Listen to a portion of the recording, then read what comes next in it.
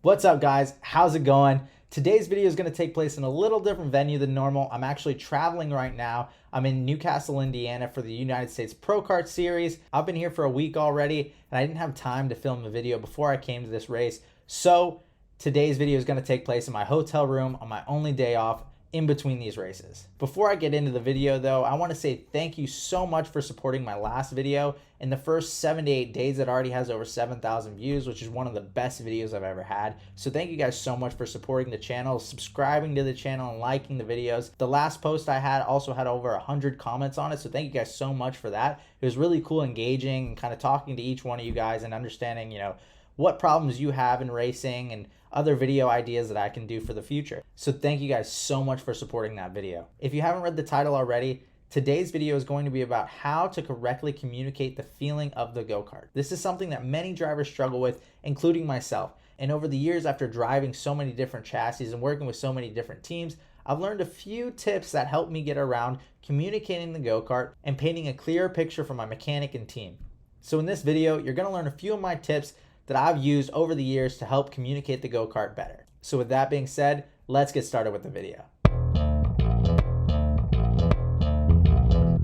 My first tip to communicating the go-kart better is break the corner into 3 parts: entry, middle, and exit. You're allowing yourself to get a better understanding of what's happening in the corner. For example, some drivers will get an understeer in the center of the corner. They'll come in, they'll tell their mechanic, I'm getting an understeer in the center of the corner, I need more front grip on the go-kart. Well, the mechanic will add more front grip to the go-kart, and somehow the understeer will not go away in the center of the corner. Sometimes it even gets worse. That driver is completely ignoring the fact that they're sliding into the corner and then understeering to try and slow the go-kart down in the center of the corner. This is a mistake that I made and many other drivers make when communicating the go-kart. You have to take each part of the corner individually and understand what's going on at each part.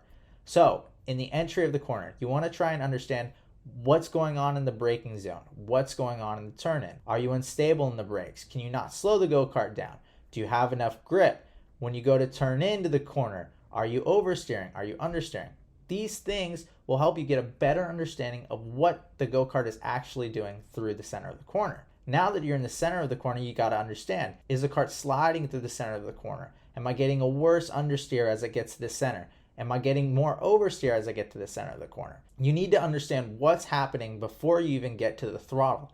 You've got to understand how the go-kart's handling before you apply any acceleration to the corner so that you can understand what's really happening with the go-kart. If you can point out these things, your mechanic is going to have a much better idea of what to change at the go-kart to help you through each corner. And obviously on the exit of the corner, you really want to pay attention to what's happening on acceleration. How is the go-kart coming out of the corner? Does it want to use all the racetrack on the exit? Can you keep the kart tight off the corner without slowing the go-kart down? Break the corner down into 3 parts: entry, middle, and exit. Focus on those 3 parts and you'll have a much better idea of what's happening to the go-kart through the corner. My second tip is to visualize yourself driving after the session's over. This is something that really helped me as I progressed through karting. I would always get off the racetrack and immediately complain about what's going on with the go-kart. Oh, it's sliding. Oh, it's understeering. And I wouldn't take time to really sit down and think about, what is going on with the kart through each corner. Was it just one time that I had this understeer and that's what's sticking in my head? Or is it a constant problem that I had throughout the whole session and I'm not understanding what's causing this problem? Take some time to sit down after the session and visualize yourself driving. Close your eyes and go through the corner and pretend that you're driving and understand what was happening. When I turned the steering wheel into this corner, did the back end feel loose? Could I have carried some more speed through it? Was there time left on the table because I had an understeer? You want to have a better idea for yourself so that when you go to your mechanic or when you go to whoever's helping you set the go-kart up, you can paint a clearer picture for them and give them a better understanding of the problem that you're having. So take some time after the session's over, close your eyes, picture the track, and get a better understanding of how the go-kart's handling through the session. You'll look stupid, and I look stupid doing it too, but honestly, if you're going fast, who really cares what you're doing? My third tip for better communication is to be specific. Don't use words like good, bad, it felt all right. Try and be specific. When I turn the steering wheel, I don't have much dig out of the front tires. When I go to get on acceleration, the tire doesn't feel like it plants into the ground when I come off the corner. When I go through the center of the corner, the go-kart kind of floats and it never feels like it really grips up in the center. These are things that help your tuner really understand how the go-kart's feeling. You have to be more specific to help paint a clearer picture. This just allows your mechanic to have a better understanding of how your kart's actually performing. You also need to remember where on the racetrack this is happening. You need to explain to them, this only happens in the slow corners. This happens in the high speed 90-degree corners. This happens only in turn 3, 5, and 7. Wherever it is, you need to explain to them so that they can understand, oh, it's only happening in corners where the go-kart has to make a quick rotation in between corners, or oh, it's only in long sweeping corners that this problem is happening. Any information that you have is beneficial as long as it's clear and specific. I keep saying it, but try and paint the clearest picture possible. If you're having a slide in just 3 corners, explain that the slide is only happening in these 3 corners. Don't say I'm just having a slide. Explain, where is the slide taking place? Why is it sliding? Where in the corner is it sliding? Just try and paint a clearer picture by being more specific when you're communicating the go-kart. Another thing about being specific is if you don't know, don't pretend to know. There's a lot of times where I've said things that I didn't really believe or didn't really understand, and then we ended up spending another session or 2 trying to counteract the thing that I just said. Use the tools that you have. If you understand that through this corner the go-kart slides and that's all you know, that's all you should say. Point out where the corner is and give as much information that you know through the corner, but don't try and make up anything or don't try and pretend like you understand what's going on. If you don't know, you don't know. There's times to this day that I don't know what's going on, and so I just try and paint it as clear as I can. I'm having an understeer in turn 4 and turn 7. Whatever it is. Just let them know where the problem is. Allow them to try and do what they need to do, to try things, and then go from there. You don't have to sound super smart or super intelligent when you're doing this. Just try and paint a clearest picture as possible and be specific. And my final tip for communicating the go-kart is aim to fix one problem. For myself, I like to come in and complain about every single corner. I'll go, turn 1 I had an understeer, turn 2 it's sliding, turn 3 it's understeering again, and I'll just complain about a bunch of different things. Then when I'm talking to my tuner, they'll look at me and go, okay, well, what one thing do you want to change? In my head, I want to change them all. I want to try and fix as many things as possible, as quick as possible.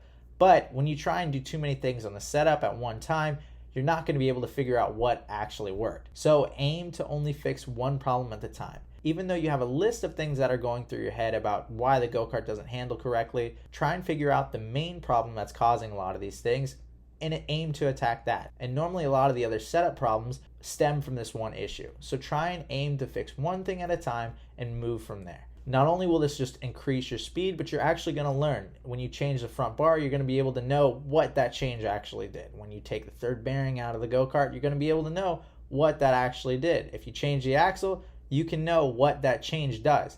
When you start adding too many things at one time or talking about too many different setup changes at one time, you're not going to be able to know what the chassis actually did at that moment. So focus on aiming to fix one thing on the chassis each session. So there you have it. Those are my tips to better communicating the feeling of the chassis.